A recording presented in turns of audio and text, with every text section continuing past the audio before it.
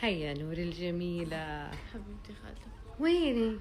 طب صوري لهم بس هيك صباحيات. عزومة الوليد ونور ورايا مقداد عند أهل أبيها اليوم في أول أيام رمضان. نشرت مروة حماد على حسابها الرسمي الإطلالة الأولى لنور مقداد بعد الولادة، وذلك بعدما قاموا بالإفطار معا في أول أيام رمضان هذا العام. وهذا ما اعتدت عليه مروة حماد بأن تقوم بدعوى الوليد ونور لحضور أول أيام رمضان ليتناولوا الإفطار مع كل العائلة. كما قام كل من الوليد ونور بنشر صورة رايا هذه على حسابها الرسمي، وكتبوا على الصورة: هاد أول رمضان إلي، كل عام وأنتم بخير.